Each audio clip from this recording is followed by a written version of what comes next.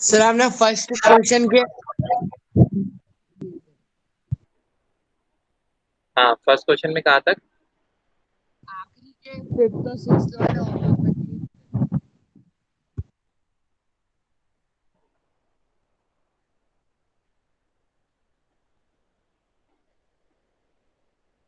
मैंने कुछ क्वेश्चंस भी आप लोगों को ट्राई करके आने के लिए दिए थे, तो मेरे पास कुछ बच्चों का तो रिप्लाई आ गया है, बट कुछ बच्चों का रिप्लाई मेरे पास अभी तक नहीं है।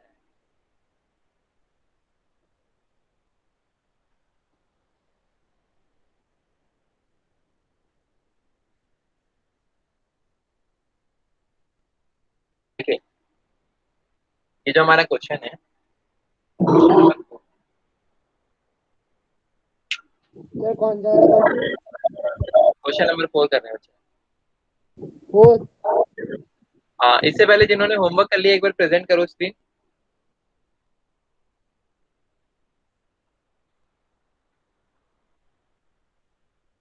चाहत और हितेश ने तो मुझे मेल कर दिया था, मेल और व्हाट्सएप कर दिया था, बट बाकी सब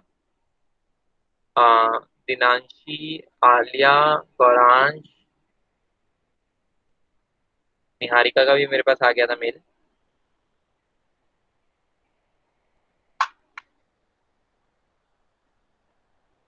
एक बार स्क्रीन प्रेजेंट करके दिखाओ आप लोग। आप लोगों ने बोला था कि सर हम नेक्स्ट क्लास में कल लाएंगे।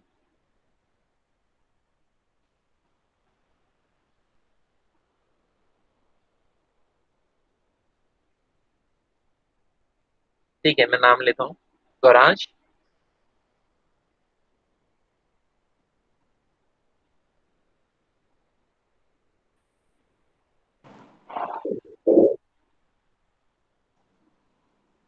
आलिया,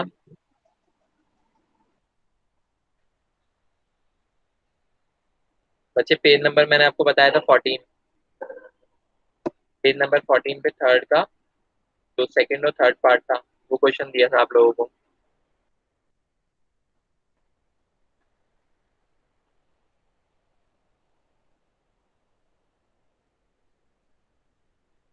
चलिए पहले हम आज का क्वेश्चन कर लेते हैं, और फिर उसके बाद हम उस क्वेश्चन पे आते हैं। ठीक है।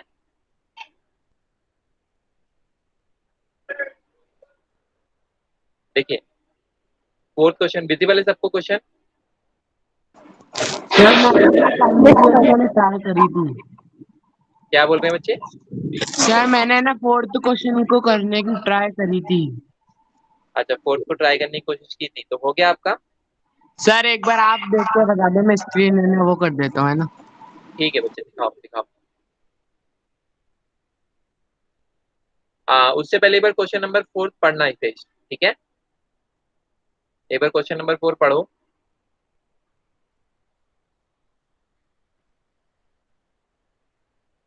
हितेश, क्वेश्चन नंबर 4 पढ़ो एक बार, उसके बाद स्क्रीन प्रेजेंट करना।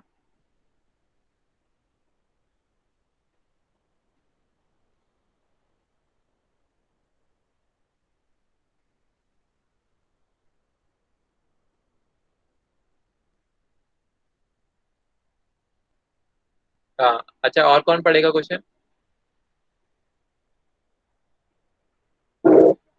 हाँ, चाहत।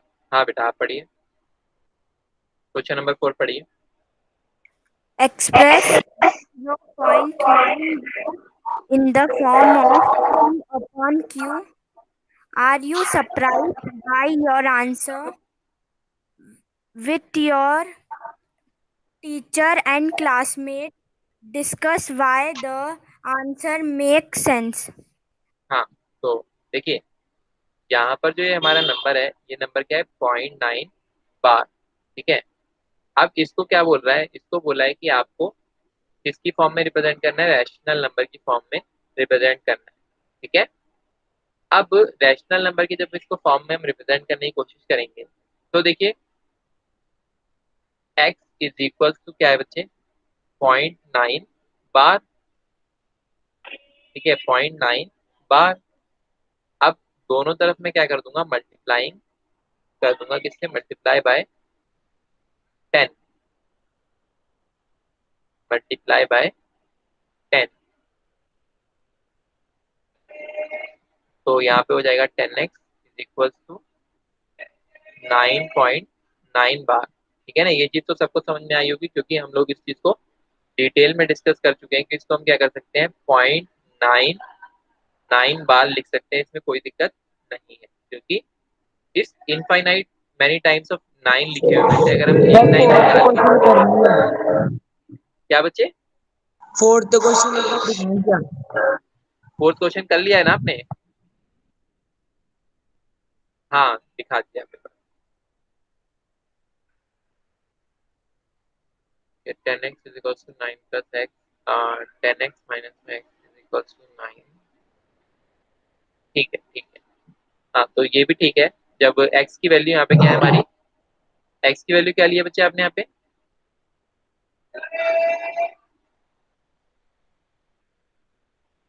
हितेश, x की वैल्यू क्या ली है आपने यहाँ पे? सर 10। x की वैल्यू पूछ रहा हूँ बच्चे, x की वैल्यू पूछ रहा हूँ, x की। सर 9 ली है। 9 ली है। एक बार स्टार्टिंग से दिखाओ क्वेश्चन।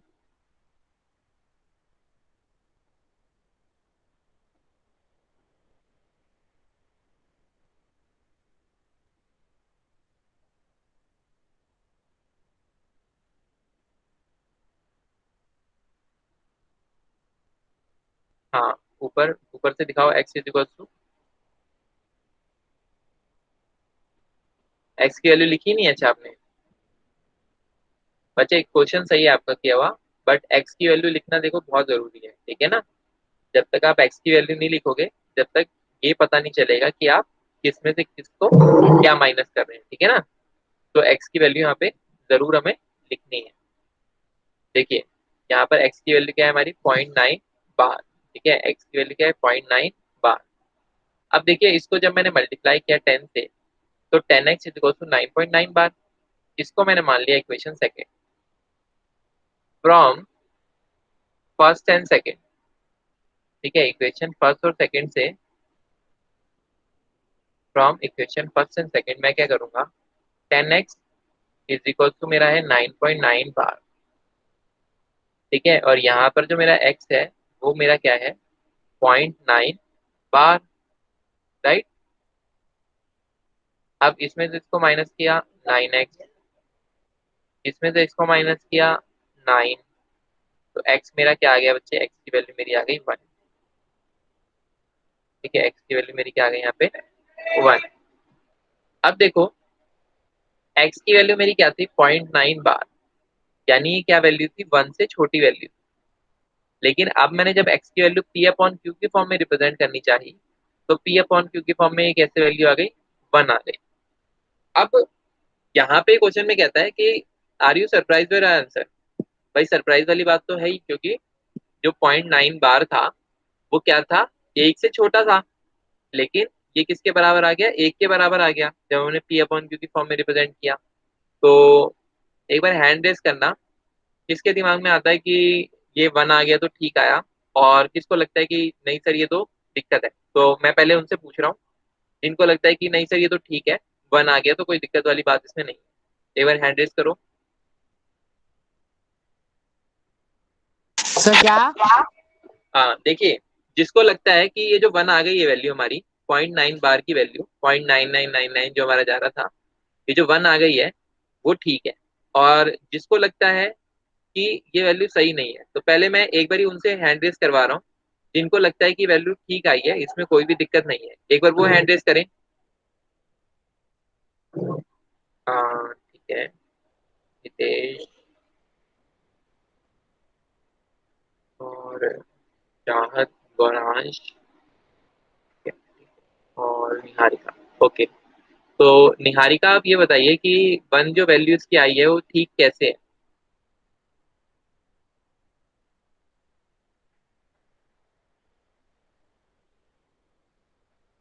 सर मैं बताऊं? हाँ हितेश बताइए। सर 9x इक्वल टू 9 है तो 9 है ना, इधर आएगा तो वो उधर जाके उसमें हो जाएगा ना डिवाइड, तो उसमें सर 9 से 9 कट जाएगा, इसलिए x की 1 आ जाएगा। नहीं वो तो आ गया, वो तो हमने मैथमेटिकली सॉल्व कर लिया, लेकिन ये हमारा क्या है, 1 से छोटा था। तो 1 से छोटा है था, तो हमारा 1 कैसे आया जब हमने रैशनल नंबर की फॉर्म में सॉल्व किया इसको। अच्छा, कितने लोग इससे सेटिस्फाइड नहीं है, कितने लोगों को लगता है कि नहीं यार 1 तो नहीं आना चाहिए था, 1 से छोटा कोई नंबर आना चाहिए था। एक बार हैंड रेज करो जिनको लगता है 1 से छोटा नंबर आना चाहिए था, 1 कैसे आ गया।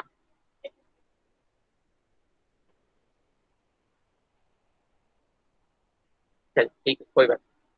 देखिए, नो में कोई नहीं है, लेकिन कुछ बच्चों के हाथ यस में खड़े हुए नहीं थे पहले, ठीक है, तो कोई बात नहीं अगर आप नहीं बोलना चाहते तो। बच्चे अपने माइक ऑफ कर दीजिए, निहारिका। अगर आपका माइक नहीं चल रहा है, आप कुछ बोलना चाहते हैं तो एक बार टाइप कर दें। देखिए, यहाँ पर ये जो 0.999999 है, ये बन के इतना क्लोज है कि जब हमने इसको सॉल्व किया तो हमारी वैल्यू जो आ गई रैशनल नंबर की फॉर्म में, वो क्या आ गई, 1 आ गई। इसलिए इसमें कोई भी दिक्कत आंसर में नहीं है, ठीक है ना। ये बन के इतना क्लोज है कि जब हमने इसको रैशनल नंबर की फॉर्म में रिप्रेजेंट करना चाहा तो ये हमारा क्या बन गया, 1 बन गया, ठीक है। तो ये आंसर आप लोग एक बार नोट कर लें।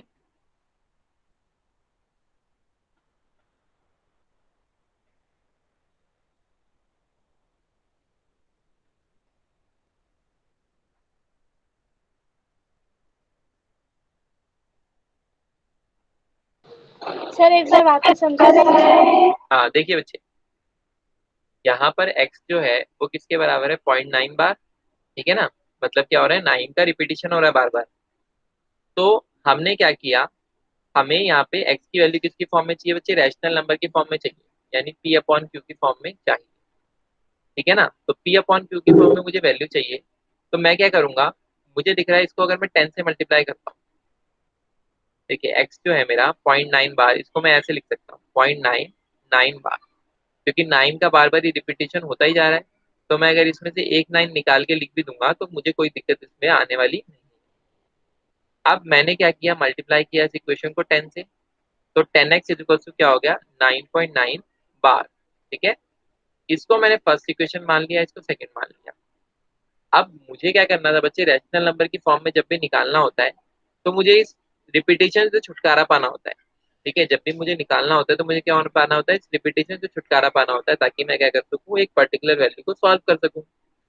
तो मैंने यहाँ से 9 बार लिया और यहाँ से 9 बार लिया। इस वाली बड़ी वाली टर्म में से मैंने क्या किया, छोटी वाली टर्म को क्या कर दिया, माइनस कर दिया। जब मैंने इसमें से इसको माइनस किया तो 9 बार से 9 बार क्या हो गया, 0 हो गया। और 9 में से जब 0 गया तो 9 बचा। 10x में जब x गया तो 9x बचा। तो x इज इक्वल टू मेरा क्या आ गया, यहाँ पर 1 आ गया, ठीक है ना। तो p बाई क्यू की फॉर्म में रिप्रेजेंटेशन हो गया कैसे, 1/1, ठीक है। यानी कि इसकी फॉर्म में रिप्रेजेंटेशन हो गया बच्चे p अपॉन क्यू की फॉर्म। समझ में आया? Yes sir. ठीक है, ठीक है।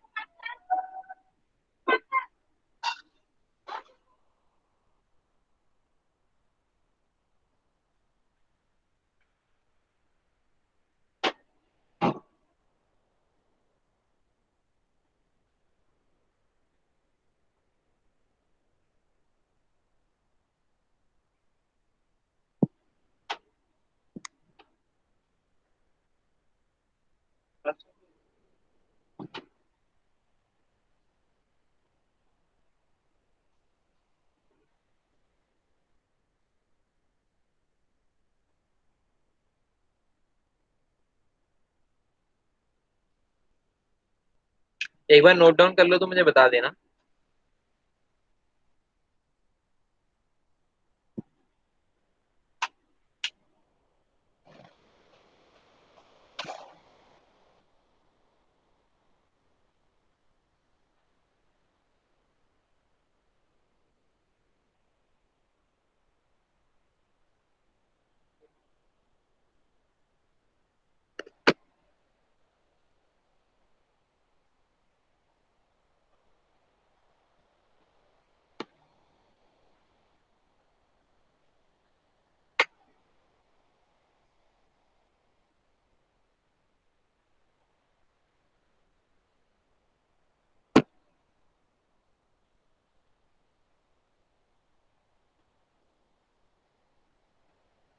सर नोट कर लिया। सबने कर लिया? Yes sir. ठीक है। देखिए नेक्स्ट वाला जो क्वेश्चन है, नेक्स्ट वाले क्वेश्चन में क्या कहता है बच्चे, what can the maximum number of digit, question number 5 की बात कर रहे हैं, what can the maximum number of digit in the repeating block of digit in the decimal extension of 1/17। ठीक है, perform the division to check your answer. यहाँ पर बच्चे नॉर्मल क्या करना है, हमें लॉन्ग डिवीजन करना है और ये देखना है कि कितने डेसिमल के बाद क्या होगा, रिपीटिशन स्टार्ट होगा। ठीक है, कितने नंबर के बाद क्या होगा, हमारा रिपीटिशन डिजिट का स्टार्ट होगा। तो हम लोगों को यहाँ पे क्या करना है, 1 और यहाँ पे 70, इससे हम क्या करेंगे, इसको डिवाइड करते जाएंगे। और ये आप लोगों को अगर टाइम हो तो आप लोग कर लेना, नहीं तो कोई बात नहीं। ये जो आएगा ये अराउंड 15-16 डिजिट के बाद आप लोगों का सॉल्व होगा। ठीक है, अराउंड 15-16 डिजिट के बाद आप लोगों का ये आंसर सॉल्व होगा। तो अगर आप लोगों के पास टाइम हो तो ये क्वेश्चन कर लेना, अगर नहीं हो तो कोई दिक्कत वाली बात नहीं है, आप लोग ये क्वेश्चन स्किप कर सकते हैं।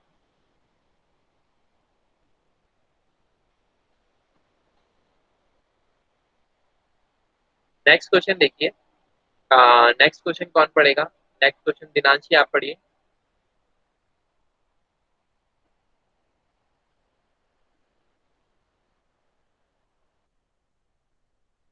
दिनांशी नेक्स्ट क्वेश्चन पढ़िए, क्वेश्चन नंबर 6।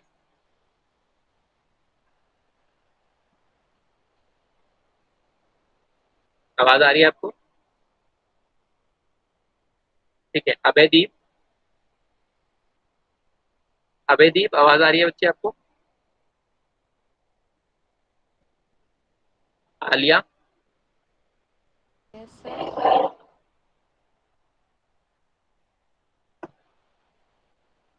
वरांश आपको आवाज आ रही है?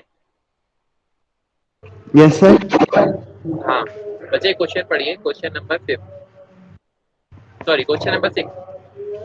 Look at several example of rational number is the form of p upon q. Q is not equal to 0, where p and q are integer with no common factors other than first and having terminating decimal representation ex, expression. Can you guess what property q must satisfy? देखिए इस तरीके का जो एक चीज है हम लोगों ने इस टॉपिक को स्टार्ट करने से पहले ही सीखी थी। ठीक है, यहाँ पर क्वेश्चन में क्या कह रहा है, क्वेश्चन के अंदर ये कह रहा है कि आप लोगों ने बहुत सारे एग्जांपल रैशनल नंबर के देखे हैं, यानी जो पी अपॉन क्यू की फॉर्म में होते हैं, जिसके अंदर क्यू नॉट इक्वल टू 0 होता है और पी और क्यू क्या होते हैं, इंटीजर होते हैं और उनके बीच में जो कॉमन फैक्टर है वो केवल 1 होता है। ठीक है, अब कहता है कि जो उनका डेसिमल एक्सपेंशन है वो क्या होना चाहिए, टर्मिनेटिंग होना चाहिए। तो ऐसे कुछ एग्जांपल अगर मैं लूंगा, तो जैसे हाफ अगर मैंने लिया यानी 1/2 अगर मैंने लिया तो मेरे पास क्या मिलता है, 0.5। या फिर अगर मैंने 1/4 लिया तो मुझे क्या मिलता है, पॉइंट, क्या मिलता है मुझे बताओ,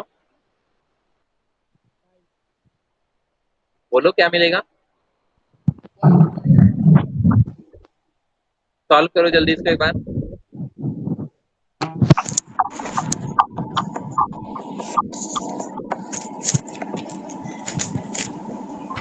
सर 0.25। क्या मिलेगा, 0.25। हाँ वेरी गुड, 0.25। ठीक है ना, इसी तरीके से अगर मैं लूंगा 1/8 तब मुझे क्या मिलेगा,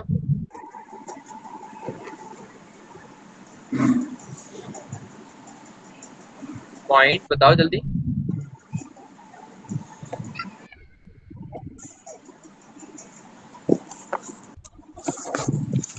जिससे पूछूंगा वो आंसर देगा 1/8। दीपिका आप बताओ 1/8 क्या होगा? 0.125। ठीक है वेरी गुड, 0.125। अब देखो, अब कुछ और नंबर मैं आपके सामने रखता हूँ, 7/5 क्या होगा,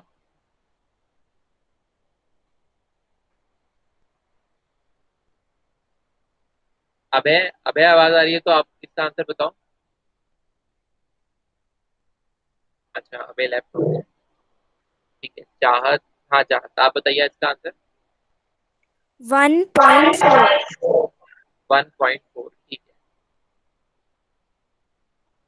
अब अगर मैं बोलता हूँ 9/5, इसका बताइए।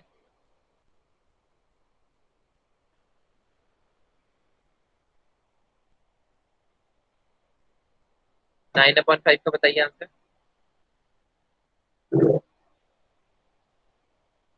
हाँ, जिन्होंने हैंड रेस किया बताइए। 1.8। ठीक है, दो बच्चों ने हैंड रेस किया। ठीक है, ठीक है, आप बताइए।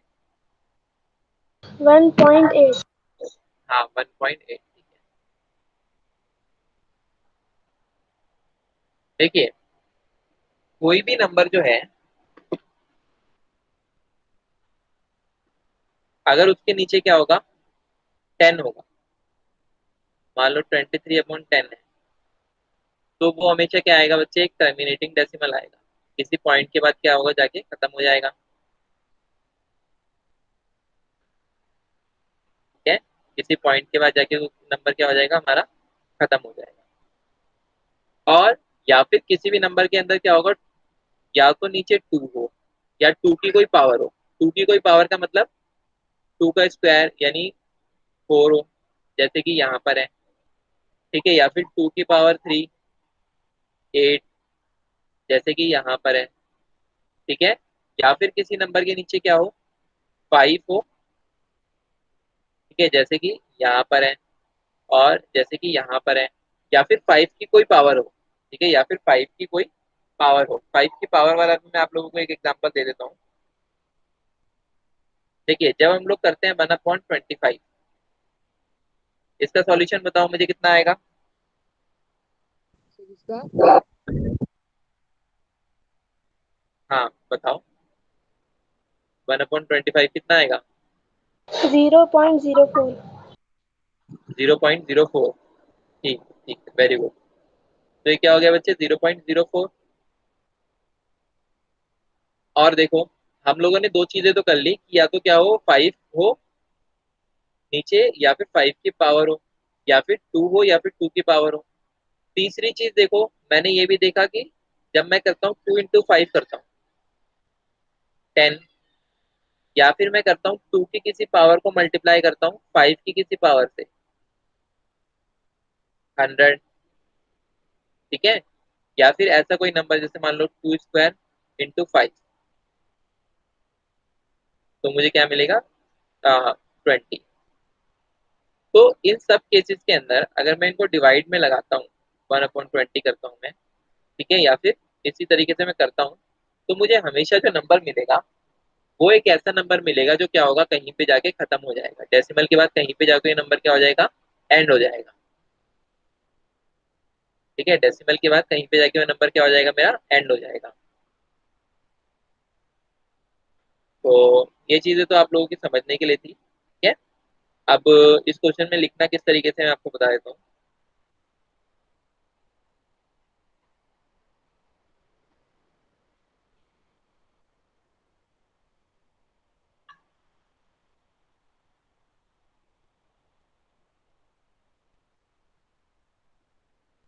देखिए, any number, any number having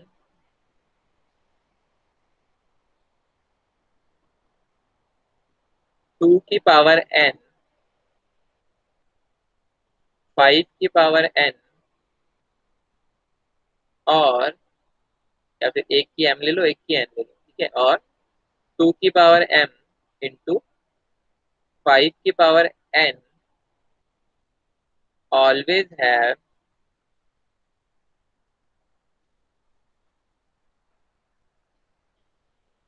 SQ, always have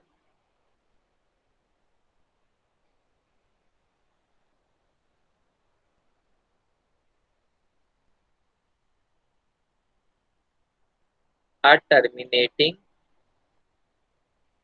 decimal value। ठीक है, terminating decimal value, decimal value.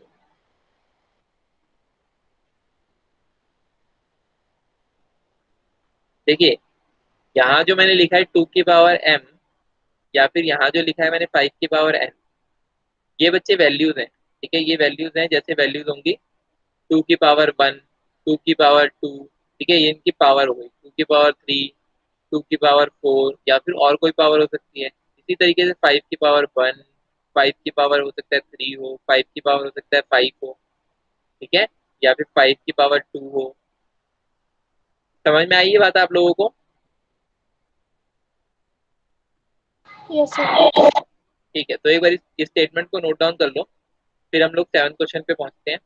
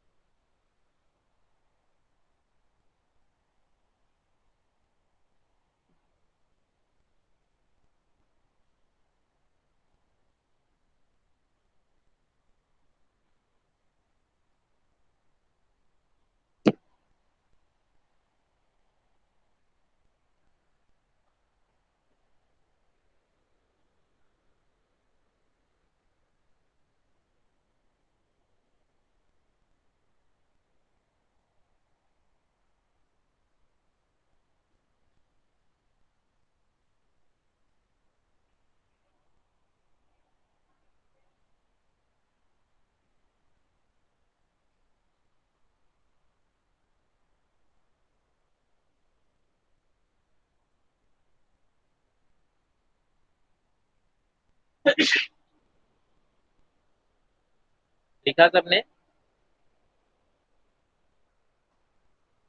Yes sir. ठीक है, ठीक है। अब देखिए लास्ट वाला क्वेश्चन, 7th वाला क्वेश्चन क्या कहता है? 7th वाले क्वेश्चन में कहता है right 3 numbers whose decimal extension are non terminating non recurring. ठीक है, इनके डेसिमल एक्सप्रेशन क्या होना चाहिए? Non terminating non recurring. अब मैंने आप लोगों को एक चीज पहले ही बताई थी कि जिनके क्या होते हैं, decimal non terminating non recurring होते हैं, वो कौन से नंबर होते हैं बच्चे? इरेशनल नंबर्स होते हैं। ठीक है, जब मैं आप लोगों को क्लासिफिकेशन पढ़ा रहा था तब मैंने आप लोगों को एक चीज बताई थी कि जो डेसिमल जिनके क्या आते हैं, non terminating non recurring and फिर कैसे लोग नॉन रिपीटिंग आते हैं, वो क्या होते हैं बच्चे?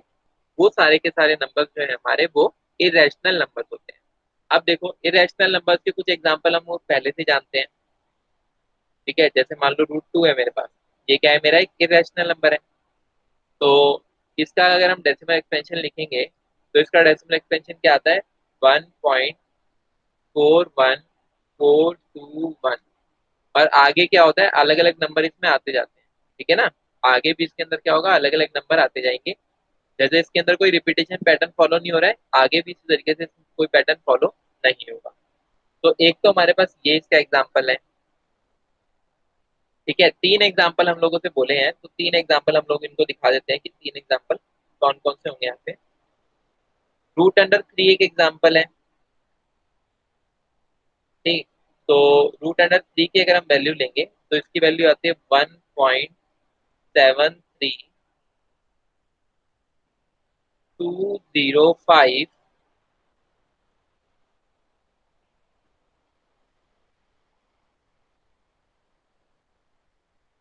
और एक वैल्यू हमें और लेनी पड़ेगी यहाँ पे, √5।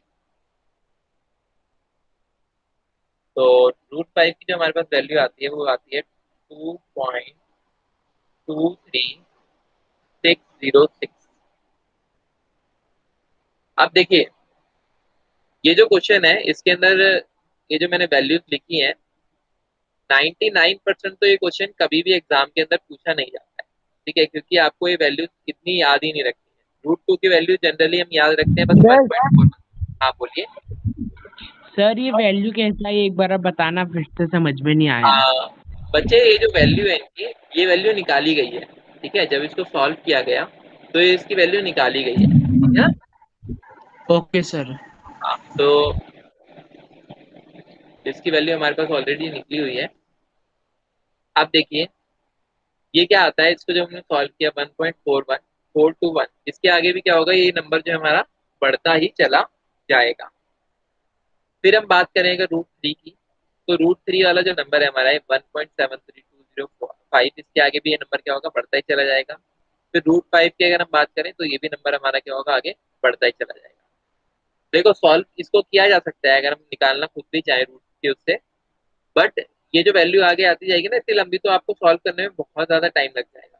तो कोशिश ये करनी है हमें कि हमें ये 3 वैल्यू बस याद रख लेनी है, और ज्यादा नहीं, पॉइंट के बाद बस 5 डेसिमल तक याद रखना है। ठीक है, पॉइंट के बाद बस 5 डेसिमल तक हमें केवल 2-3 वैल्यूज का याद रख लेना है।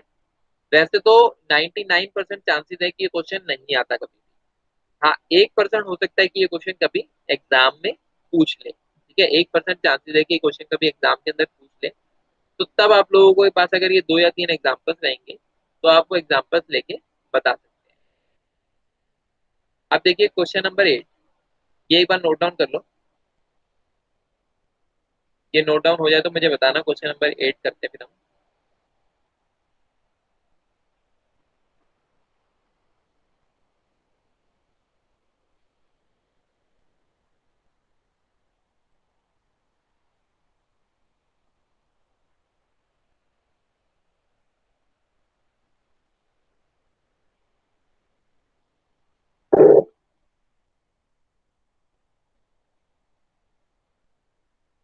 हाँ हितेश, कुछ कहना है?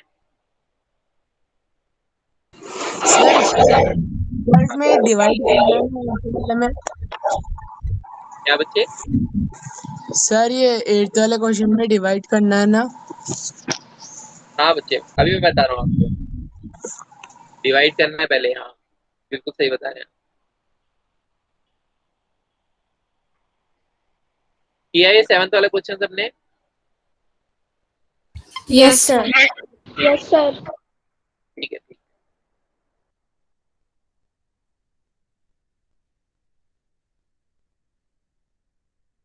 तो अब देखो 8th वाला क्वेश्चन, इसके अंदर क्या कहता है, 3 रैशनल नंबर हमें निकालने हैं किसके बीच में, 5/7 एंड 9/11 के बीच में। तो देखो बच्चे, इरेशनल नंबर को निकालने का सबसे आसान तरीका हमारे पास क्या है, हम 5/7 को पहले तो डिवाइड करेंगे। ठीक है, 5/7 को डिवाइड करेंगे। तो जब हम इसको डिवाइड करेंगे तो एक बारी बताना मुझे क्या आंसर आ रहा है। 5/7। 0.71428। ठीक है, एक बार अपनी डिवीजन दिखाओ बच्चे, प्रेजेंट करो अपनी डिवीजन एक बार। सर 2 मिनट देखते हुए क्या कर रखी है। ठीक है,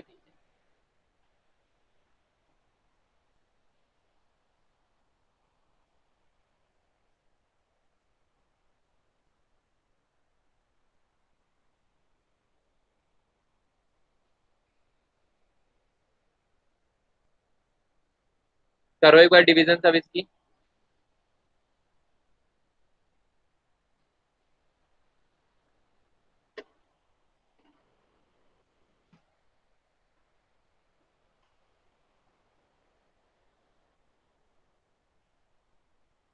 ठीक है, डिवीजन आप लोगों को आती है, इसलिए मैं आप लोगों को समझा नहीं रहा हूँ, बस मैं सॉल्व कर रहा हूँ यहाँ पे। ओके,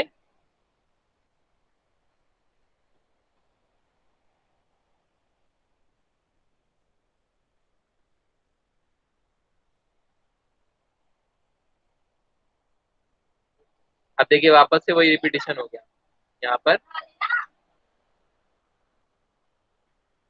हाँ, तो वापस से वही रिपीटेशन यहाँ पे स्टार्ट हो गया, 0.714285। ठीक है, 714285 यहाँ पे क्या होगा, रिपीट होने लगेगा।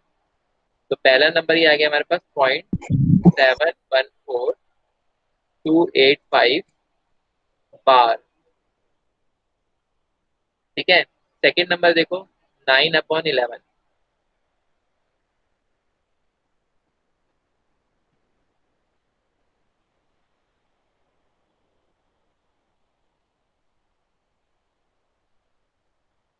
9/11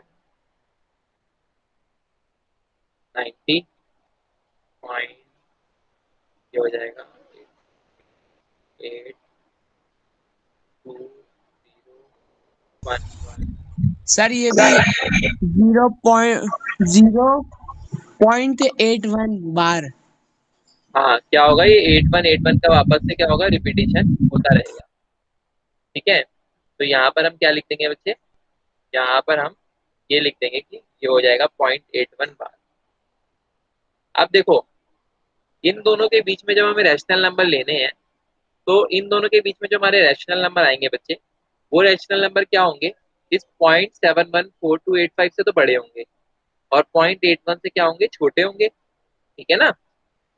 तो इन दोनों के बीच में हम रैशनल नंबर लिखेंगे, अपनी मर्जी से लिख देंगे हम लोग। मान लो मैंने लिया 0.7। 0.71, 0.72, 0.74। एक देखिए 0.7, अब मुझे 1 से बड़ा नंबर लेना है या फिर मैं इसके आगे वाले नंबर बढ़ा दूं। देखो मैं यहाँ पे एक तो ये कर सकता हूँ कि 0.171, ठीक है, 5, 8, 6, 7, 4, 3, 2, 5, 1, 8, आगे क्या हो रहा है, नंबर कुछ भी रिपीट हो रहा है। दूसरा मैं ले सकता हूँ 0.72, 8, 6, 4, 3, 5, 9, 2, 4, 8। ठीक है, ये इसी तरीके से आप लोग अपनी मर्जी से नंबर ले सकते हैं जो कि क्या हो, आगे जाके रिपीटेशन जिनके अंदर ना हो। ठीक है ना। एक और नंबर हमें लेना है अगर, तो यही मैं लिख सकता हूँ यहाँ पे।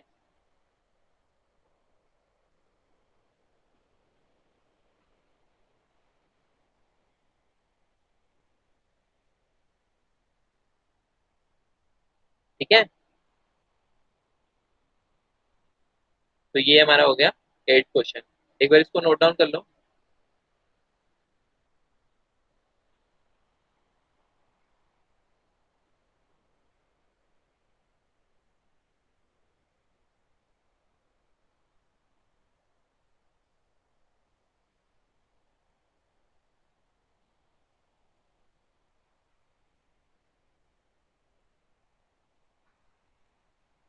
बच्चे नेक्स्ट क्लास कितने बजे आप लोगों की? Sir 11 o'clock। 11 o'clock है ना, तो मैं 5 मिनट ले सकता हूँ ना 9th क्वेश्चन के लिए? Yes yes sir. सर। ठीक ठीक।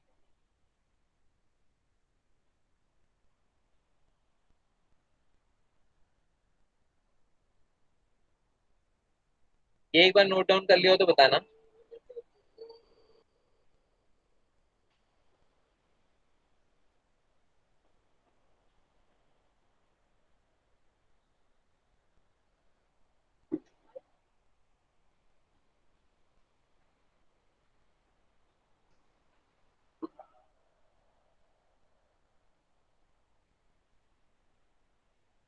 लिखे नंबर्स आपने?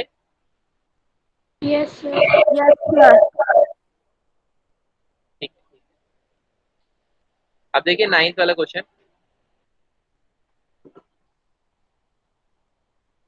देखिए पहला नंबर यहाँ पे क्या दे रखा है, रूट का 23। अब रूट में अगर कोई ऐसा नंबर है बच्चे जिसको हम रूट के बाहर निकाल के नहीं लिख सकते, तो वो क्या होता है, हमेशा एक इरेशनल नंबर होता है। जैसे अगर मैं बात करूँ रूट 2 को, तो मैं इसको रूट के बाहर निकाल कर नहीं लिख सकता। लेकिन अगर मैं बात करता हूँ रूट 4 की, तो मैं इसको बाहर निकाल के रूट के लिख सकता हूँ। कैसे? ये 2 का स्क्वायर हो जाएगा, स्क्वायर से स्क्वायर रूट कैंसिल, तो ये हो जाएगा मेरा रूट 4 = 2। या फिर अगर मैं एक नंबर लेता हूँ रूट 3, तो रूट 3 को क्या होगा, मैं रूट के बाहर निकाल के नहीं लिख सकता। अब अगर मैं लेता हूँ रूट 9, तो रूट 9 मेरा क्या हो जाएगा बच्चे, 3 का स्क्वायर रूट में, ठीक है, स्क्वायर से स्क्वायर रूट अगेन कैंसिल, तो रूट 9 मेरा क्या होगा, 3 हो जाएगा। तो ये मेरा क्या है, रूट 9 एक रैशनल नंबर है। ठीक है, क्योंकि मैं इसको रूट के बाहर निकाल कर लिख पा रहा हूँ। ठीक है, अब रूट के बाहर निकाल के लिख पा रहा हूँ, तो मैं इसको P/Q के फॉर्म में भी रिप्रेजेंट आसानी से कर पाऊंगा। इसी तरीके से ये भी मेरा रैशनल नंबर है। समझ में आई इतनी बात सबको? इतनी बात समझ में आई सबको, या इसमें डाउट है कोई? यस और नो? No sir. ठीक है। देखिए अब हम लोग इस पे देखते हैं रूट 23। हम जानते हैं कि क्या है, एक प्राइम नंबर है, इसके फैक्टर्स तो बनेंगे ही नहीं। तो ये क्या होगा, रूट 23 है तो रूट 23 ही लिखा रहेगा। ठीक है, तो ये हमारा क्या हो जाएगा बच्चे, इरेशनल नंबर। ये हमारा क्या हो जाएगा, इरेशनल। सेकेंड वाला देखो, √225। अब देखिए इसको जब मैं सॉल्व करूंगा, इसके फैक्टर्स निकालूंगा, तो 225 5 से करूंगा तो मुझे क्या मिलेगा, 5 से करने पे 4 2 5 5। फिर मैं इसको 5 से करूंगा तो मुझे क्या मिलेगा, 9। फिर इसको 3 से करूंगा तो मुझे क्या मिलेगा, 3। फिर 3 से करूंगा तो मुझे क्या मिलेगा, 1। तो ये देखो बच्चे, ये मैं लिख सकता हूँ √5² मल्टीप्लाई बाय 3 का स्क्वायर। तो यहाँ क्या हो जाएगा, 5 स्क्वायर से स्क्वायर रूट कैंसिल, 5। 3 स्क्वायर से स्क्वायर रूट कैंसिल, 3। क्या आ गया, √225 को मैं लिख सकता हूँ 15 के बराबर। ठीक है, या फिर मैं लिख सकता हूँ इसको कह लो 15/1। तो ये मेरा क्या हो गया बच्चे, ये मेरा हो गया रैशनल नंबर। ठीक है, ये मेरा क्या हो गया, रैशनल नंबर। समझ में आई ये बात? Yes sir. इसी का थर्ड वाला पार्ट देखो, 0.3796। ठीक है, क्या करना पड़ेगा मुझे यहाँ पे, इसमें से हटाना पड़ेगा डेसिमल।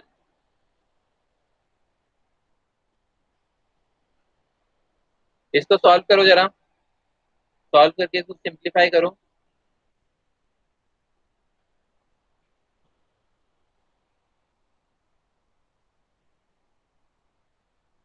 सॉल्व करके काटो इसको जो कट रहा है।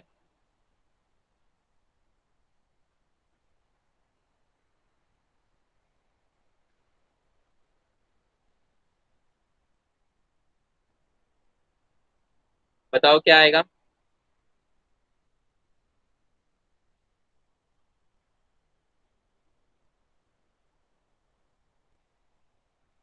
ये हो गया 2 से गया अगेन 2500, ये फिर 2 से अगेन गया, क्या बचा, 949। देखो अब दोबारा कहीं जाएंगे क्या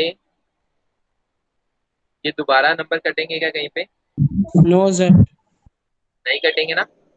तो यहाँ पर क्या हो जाएगा बच्चे, 949/2500। ठीक है, ये हमारा हो गया एक रैशनल नंबर। देखिए एक तो इसको सॉल्व करने का ये तरीका है, ठीक है, जैसे कि हम ऊपर वाले क्वेश्चन को करते आए हैं। दूसरा तरीका इसको सॉल्व करने का और आसान है कि देखो 0.3796,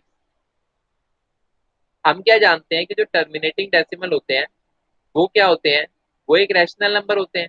तो हम यहाँ पे सीधे सीधे लिख देंगे, since all terminating decimals are rational, since all terminating decimals are rational, all terminating decimals are rational,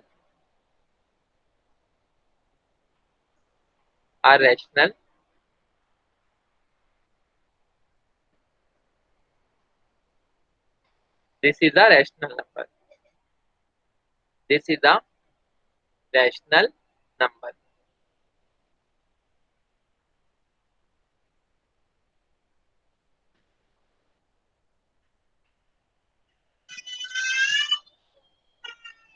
ठीक है, समझ में आया क्वेश्चन। ठीक है, दो तरीके हैं आप लोगों के सॉल्व करने के, या तो ऊपर जो मैंने तरीका किया उससे सॉल्व कर लो, या फिर नीचे इस तरीके से सॉल्व कर लो। एक बार ये नोट डाउन कर लो, और इसका जो फोर्थ और फिफ्थ पार्ट है ये आप लोगों को एक बार ट्राई करके आना है। अगर नहीं होगा तो फिर मैं करा दूंगा, ठीक है। अगर हो जाएगा तो आप मुझे मेल या व्हाट्सएप कर देना यार। तो जब आपका क्वेश्चन हो जाएगा तो आप लोग मीटिंग लीव कर देना, मैं 1 मिनट आप लोगों को क्वेश्चन पे ले जा रहा हूँ।